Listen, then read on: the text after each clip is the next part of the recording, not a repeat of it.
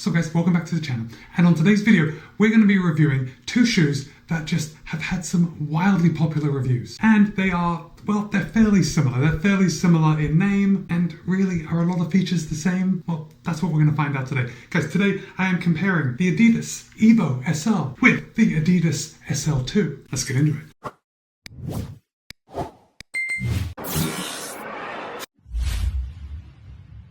Before we get started, I do just want to say that Adidas was good enough to send me both the EVO SL and the SL2 for the purpose of review. However, they haven't told me what to say. They don't have any editorial privileges, and all the thoughts and opinions are my own. With that said, you are going to be able to pick up a pair of the SL2 for only $130, and you're going to be able to pick up a pair of the EVO SL for $150. So yes, the EVO SL does cost $20 more than the SL2. Is it worth it? Well, I'm going to give you my thoughts, but really, that decision is up to you. So let's jump right into some specs, because these shoes are not identical. Like the EVO SL is not just a more expensive version of the SL2, but in the Adidas SL2, we have 36 in the heel, 27 in the forefoot for a 9mm drop. In the Adidas EVO SL, it's a little different. We have 38.5 in the heel, 32 in the forefoot for a 6.5mm drop. So 6.5mm, 9mm. If the drop is all you needed to make a decision, make sure you drop a comment and let me know. Oh, and I would just like to say, if you have a second and you're liking this video, make sure you go ahead and give it a thumbs up. And of course, if you're not already subscribed, consider doing so. Moving on to the next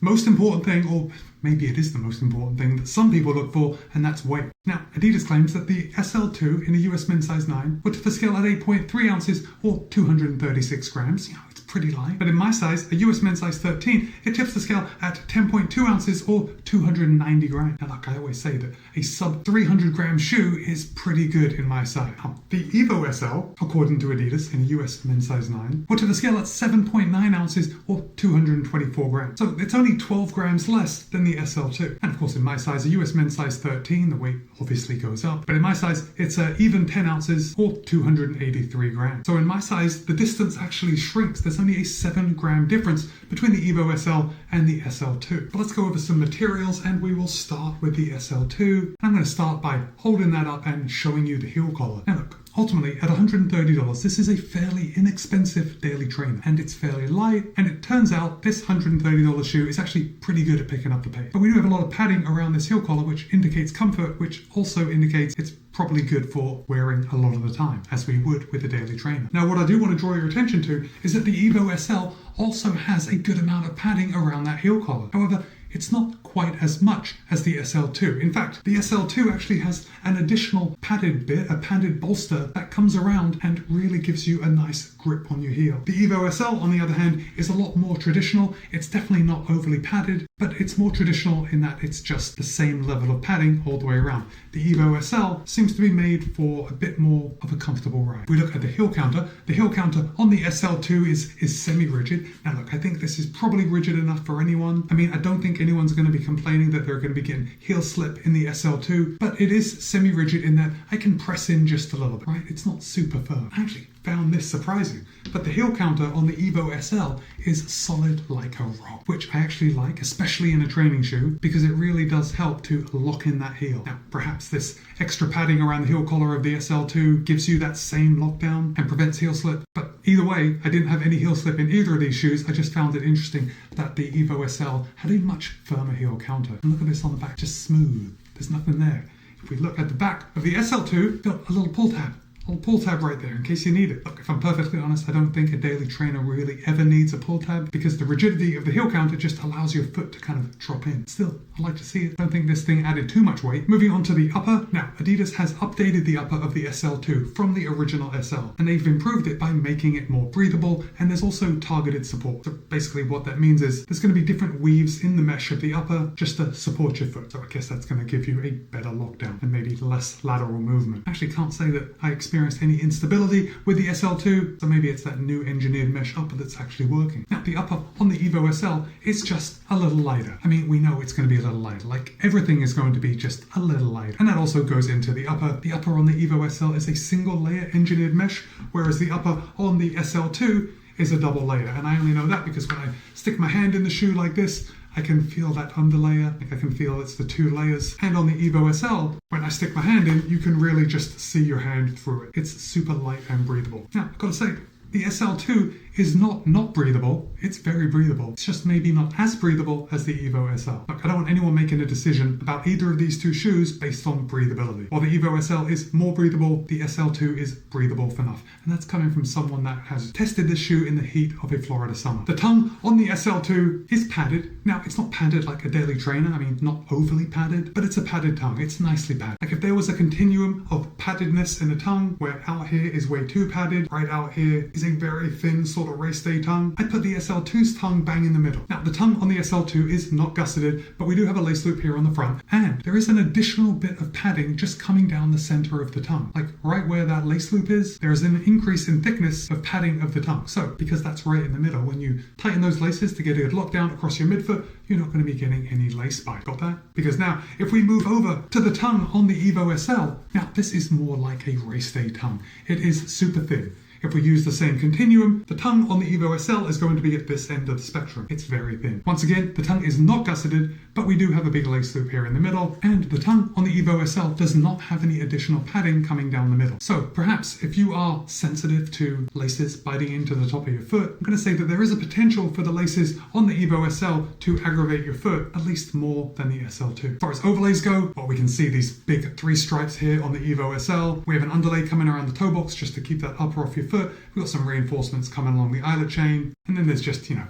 bit of overlays here in the heel. On the SL2, it's pretty much the same. We got the 3 stripes, although decidedly not as big and in your face as in the EVO SL. The toe bumper reinforcement on the SL2 is on the outside of the shoe, again just providing that little bit of structure, and then we have the reinforcement coming along the whole eyelet chain. And then just like on the EVO SL, we do have a little bit of overlay coming around the heel, give that just a tad more support. Now let's move down to the midsole, because I think this is where a lot of you are going to find this video interesting, because on paper it's a fairly big difference. So the Adidas SL2 is using a dual density setup. If you think of the midsole foam on the SL2 like a sandwich, then the bread is going to be Lightstrike 2.0 and the filling is going to be Lightstrike Pro. So we do have a full layer of Lightstrike Pro running from heel to toe. Is just surrounded by Lightstrike 2.0. I think it's a pretty good recipe. It definitely works. This shoe feels good at slower paces and it picks up the pace very well. Now, a pretty big selling point of the EVO SL is that Adidas has put a full slab of Lightstrike Pro in this shoe.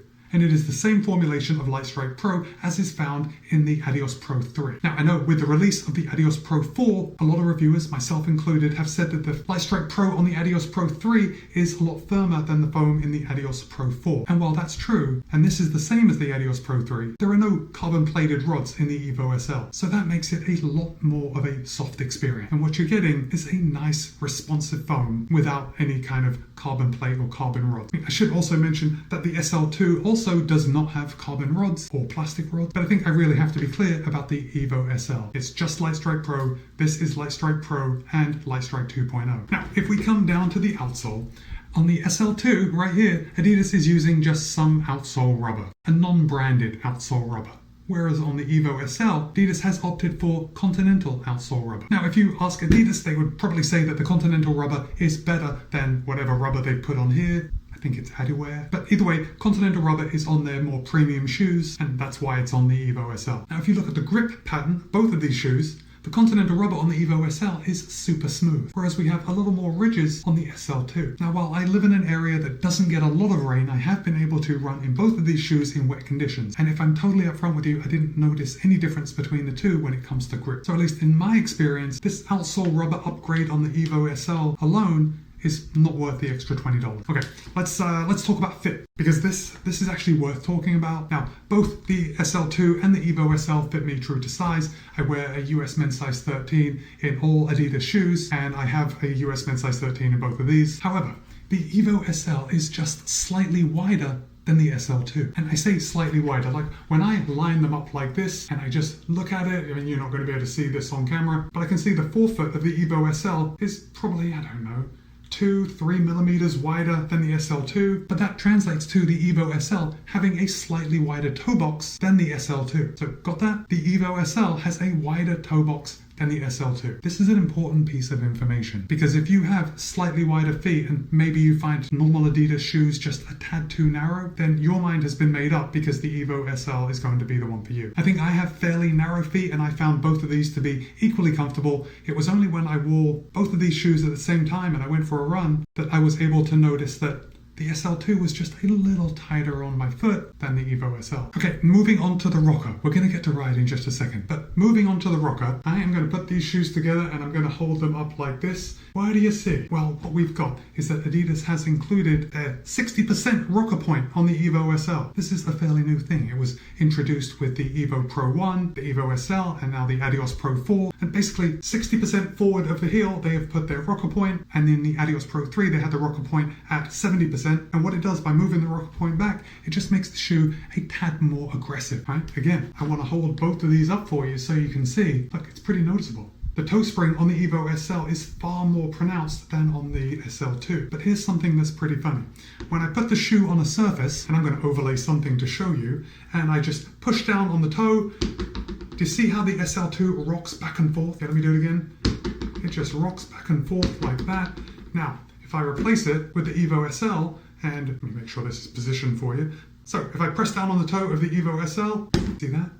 It's a lot more of a flat response to pressing down on the toe. So here's my interpretation of that. And actually, now that I'm thinking about it, it's exactly what I've already said. The Evo SL is a more aggressive shoe. And I think perhaps if you are more of a mid-foot to forefoot striker, I think you are going to be able to get the most out of the Evo SL, whereas I think the SL2 is going to be a little more approachable for most runners. Because, you know, we all run just slightly differently. Just based on that experiment of pressing down on the toe, I'm going to say that the SL2 is probably going to feel a little better for heel strikers, and the Evo SL is going to feel a little better if you land midfoot to forefoot. Now guys, you know this, right? You know that I am a heel striker. And I have to say that when I was out running in the Evo SL, I didn't notice anything negative about it. In fact, I love this shoe. Now, I also love the SL2. And what I found most surprising when I was out for a run with one shoe on one foot, one on the other, is that the feel of the ride is not that different. Now, granted, I didn't go out and do a full workout in both of these shoes with one on each foot.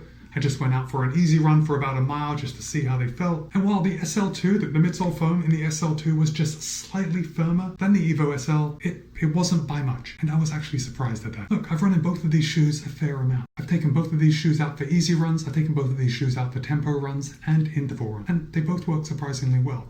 So which one should you choose? Well, let's just break it down to its most base reason, and that is appearance. Let's say the Evo SL just looks like an absolute gem. I love how this shoe looks. Kudos to Adidas for coming up with this style. It's fresh, it's clean, and it's fast. Now, the reason we can't judge on appearance is because I don't really like my colorway of the SL2. I do have a friend that has the SL2 and he's got a lot more orange in it and it just looks fantastic. But this just black and white, it just doesn't do it for me. But looks alone are not a reason to choose one over the other because performance-wise, both of these shoes they're really good. Do I think the Evo SL is the better shoe? Well, yes, I really think it is. But saying that, is it going to be the best shoe for every runner? Absolutely not. Because the SL2 is a real treat to run in. It's a little more versatile than the Evo SL. I think both of these shoes are good options for people that want just one shoe, even if you want to race in them because they are fairly light and they pick up the pace well. My friends, if you are concerned with money, if that's the reason why you buy a shoe and that $20 premium for the Evo SL is just something you can't stretch for, you are the lucky one because your mind is easily made up with the SL2 and you are getting a solid shoe for $130. So ultimately, while I have enjoyed running in the Evo SL, I think maybe a little more than the SL2. I really can't decide if that's because I just love how these look. But one thing's for sure, the SL2 has been thrown around as being potential shoe of the year material. And when I first got the Evo SL, I thought it was going to take away from the SL2's shine, but it doesn't. The SL2 is still a winner of a shoe. The Evo SL is still a fantastic option. Guys, for $130, the SL2 is a definite buy. So guys, now I want to hear your thoughts. Have you run in either of the Adidas SL2 or the Evo SL? Have you run in both? Drop a comment and let me know. But for now, it's Matt B. This has been a shootout between the Adidas SL2 and the Evo SL. Be kind, be happy, run well. See you in a couple of days.